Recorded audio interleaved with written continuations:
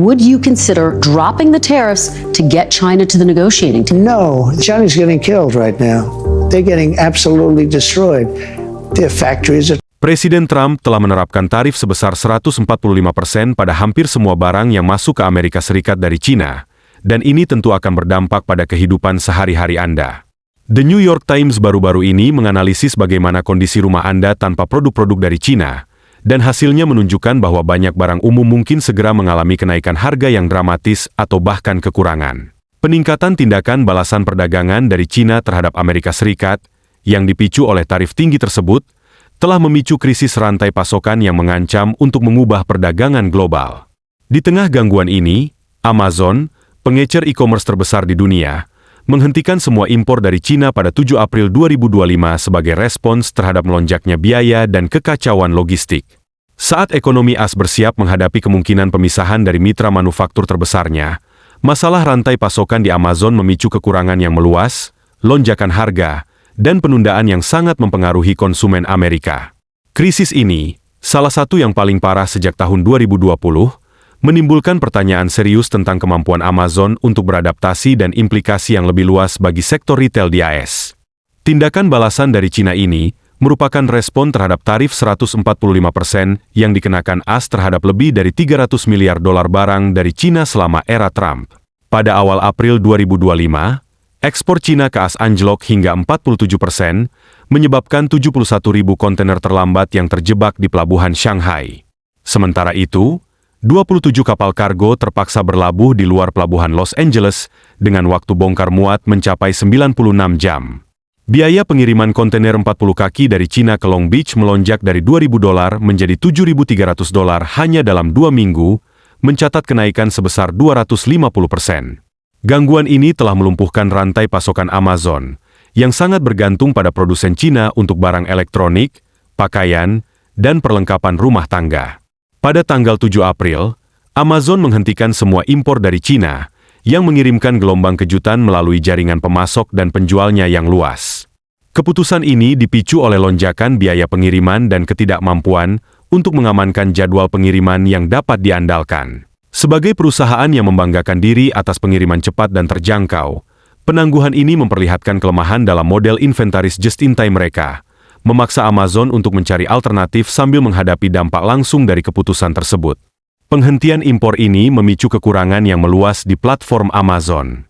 Produk-produk populer, mulai dari perangkat elektronik seperti earbud dan perangkat rumah pintar, hingga barang-barang sehari-hari seperti pakaian dan perlengkapan dapur, semakin sulit ditemukan. Saya baru saja selesai menelepon Presiden mengenai pengumuman Amazon. Ini merupakan tindakan permusuhan dan politis oleh perusahaan tersebut. Mengapa Amazon tidak mengambil langkah serupa ketika pemerintahan Biden menaikkan inflasi ke level tertinggi dalam 40 tahun? Selain itu, seperti yang baru-baru ini dilaporkan oleh Reuters, Amazon telah bermitra dengan lembaga propaganda China yang menambah alasan bagi konsumen Amerika untuk beralih ke produk lokal. Pelanggan yang menjelajahi situs web Amazon mengalami penundaan estimasi pengiriman, pembatalan pesanan, dan kenaikan harga, karena perusahaan tersebut meneruskan biaya yang lebih tinggi kepada konsumen. Kenaikan biaya hidup ini disebabkan oleh harga barang-barang rumah tangga dan pakaian yang meningkat tajam akibat terbatasnya pasokan. Efek berantai dari krisis ini juga meluas ke penjual pihak ketiga Amazon, yang menyumbang lebih dari 60% penjualan di platform tersebut. Banyak dari penjual ini, terutama usaha kecil, mengandalkan produsen China untuk mendapatkan stok dengan biaya rendah. Dengan dihentikannya impor, ribuan penjual tidak dapat mengisi kembali stok, yang menyebabkan penundaan dalam daftar produk dan hilangnya pendapatan. Pemenuhan pesanan melalui layanan Amazon FBA, yang menyimpan dan mengirimkan produk untuk penjual, juga terhambat karena gudang menghadapi persediaan yang semakin menipis dan waktu tunggu yang lebih lama untuk pengisian ulang. Jaringan logistik Amazon, termasuk sistem pengiriman udara dan darat, juga berada di bawah tekanan. Penghentian impor dari China telah mengurangi volume barang yang mengalir melalui rantai pasokan Amazon, menyebabkan kurangnya pemanfaatan kapasitas di beberapa pusat pemenuhan. Sementara itu, perusahaan harus mengeluarkan biaya lebih tinggi untuk mendapatkan barang dari pasar alternatif seperti Vietnam, India, dan Meksiko, yang infrastruktur dan standar produksinya seringkali lebih rendah dibandingkan China. Tantangan-tantangan ini menggerogoti kemampuan Amazon untuk mempertahankan ciri khasnya, yaitu pengiriman Prime dalam 2 hari, sehingga membuat pelanggan frustrasi dan berisiko menurunkan jumlah perpanjangan keanggotaan Prime. Krisis rantai pasokan Amazon memperkuat gangguan di seluruh sektor retail AS. Pengecer besar lainnya, seperti Vive Below, yang membatalkan pesanan senilai $67 juta dalam waktu 36 jam, juga terdampak oleh gangguan perdagangan yang sama. Gabungan dari semua efek ini menciptakan lanskap retail yang ditandai dengan rak kosong, pengiriman yang tertunda, dan harga yang melambung. Bagi konsumen Amerika, dampaknya langsung dan menyakitkan. Banyak pesanan daring yang tertunda atau dibatalkan, sementara biaya barang sehari-hari meningkat tajam. Krisis ini sangat serius bagi sektor elektronik, yang merupakan kategori utama bagi Amazon. Banyak komponen, seperti mikrokontroler dan inverter, berasal dari kota-kota di Cina seperti Shenzhen. Kekurangan komponen ini telah memaksa produsen mobil, seperti Ford dan General Motors, menghentikan produksi mereka. Amazon menghadapi tantangan serupa dengan produk elektronik berlabel pribadinya, seperti perangkat Echo dan tablet Fire. Harga produk-produk ini telah meningkat dan ketersediaannya terbatas, yang semakin mengikis kepercayaan konsumen terhadap kemampuan Amazon dalam memberikan nilai. Menanggapi krisis ini, Amazon mempercepat upaya untuk mendiversifikasi rantai pasokannya. Perusahaan tersebut berinvestasi besar dalam pengadaan sumber daya dari negara-negara seperti Vietnam, India, dan Meksiko.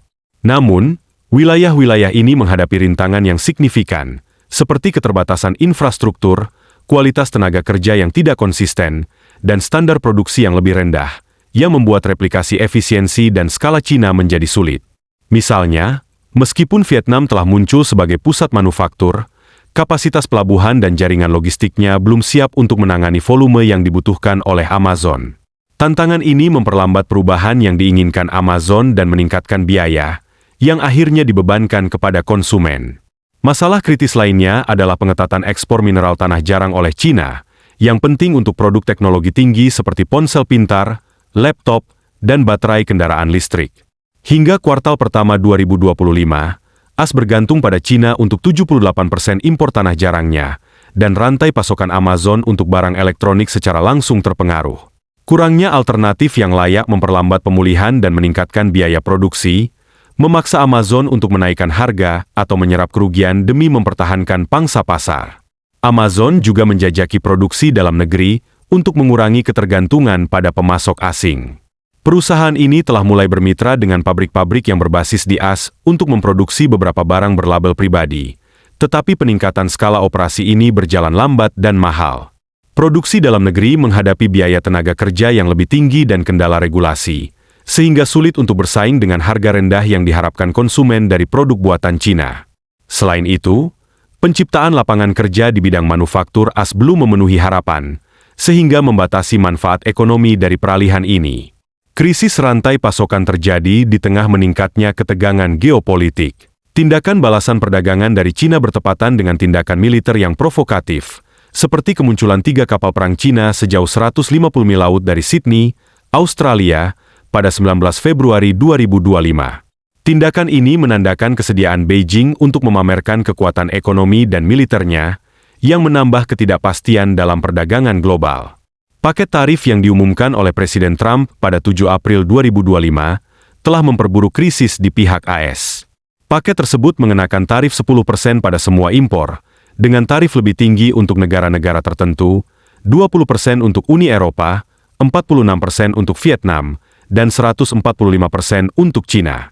Nilai total barang yang dikenakan tarif telah melampaui $1 triliun, meningkatkan biaya bagi pengecer seperti Amazon. Kebijakan tersebut juga telah memicu volatilitas pasar, dengan S&P 500 turun 4,6% dan Nasdaq turun 10,4% pada kuartal terburuk sejak 2022. Sentimen konsumen melemah, dengan indeks keyakinan konsumen Maret 2025 dari Dewan Konferensi turun 11 poin. Tarif ini juga telah membuat hubungan Amazon dengan pemasok internasional menjadi tegang. Tarif sebesar 24% terhadap barang-barang Jepang telah menunda pengiriman barang elektronik, seperti Nintendo Switch 2, yang mengganggu sistem prapemesanan pada platform Amazon. Di sisi lain, Uni Eropa bersiap mengenakan tarif terhadap barang-barang AS senilai $28 miliar, yang dapat semakin mempersulit upaya Amazon untuk mendapatkan barang dari pasar Eropa. Hambatan perdagangan ini menciptakan tantangan kompleks bagi rantai pasokan global Amazon. Bagi konsumen Amerika, krisis rantai pasokan ini menyebabkan harga barang yang lebih tinggi dan akses yang berkurang.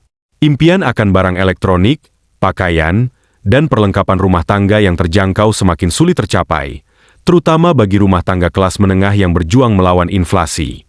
Krisis ini juga membentuk kembali perilaku konsumen, di mana sebagian beralih ke pesaing atau pengecer lokal. Meskipun alternatif-alternatif ini juga terpengaruh oleh gangguan perdagangan yang lebih luas, perjuangan Amazon mencerminkan tantangan yang dihadapi oleh ekonomi AS secara keseluruhan. Dorongan untuk melepaskan diri dari Tiongkok, meski didorong oleh motif strategis dan politis, telah mengungkap kerentanan dalam rantai pasokan yang terlalu bergantung pada manufaktur di negara tersebut. Kegagalan untuk sepenuhnya mendiversifikasi sumber telah menempatkan pengecer seperti Amazon dalam posisi sulit, dengan pilihan terbatas untuk mengurangi dampak dari pembalasan perdagangan. Ketika harga terus naik dan kekurangan berlanjut, keyakinan konsumen semakin terkikis, dan risiko resesi meningkat, dengan Goldman Sachs memperkirakan kemungkinan mencapai 45% pada tahun 2025. Krisis rantai pasokan Amazon menyoroti rapuhnya perdagangan global di era meningkatnya nasionalisme ekonomi. Perusahaan menghadapi tantangan besar dalam membangun kembali rantai pasokan yang tangguh, sambil mempertahankan reputasinya untuk harga rendah dan pengiriman cepat. Langkah-langkah jangka pendek, seperti pengadaan sumber daya dari pasar alternatif dan investasi dalam produksi dalam negeri, sedang dilakukan. Namun upaya-upaya ini akan memerlukan waktu bertahun-tahun untuk diimplementasikan secara efektif. Sementara itu, Amazon harus menghadapi biaya yang lebih tinggi, frustrasi konsumen, dan persaingan ketat dari para pesaing yang kurang terpengaruh oleh gangguan perdagangan dari Tiongkok. Pertanyaan yang lebih luas adalah apakah Amazon dan ekonomi AS dapat menghadapi badai ini. Pembalasan perdagangan yang dilakukan Tiongkok telah mengungkap risiko dari ketergantungan yang berlebihan pada satu mitra manufaktur. Saat Amazon bergulat dengan kontainer yang terlantar, lonjakan biaya pengiriman, dan kekurangan tanah jarang, kemampuannya untuk beradaptasi akan membentuk masa depan e-commerce dan keterjangkauan barang bagi jutaan orang Amerika. Jalan ke depan dipenuhi ketidakpastian, dan biayanya terus meningkat.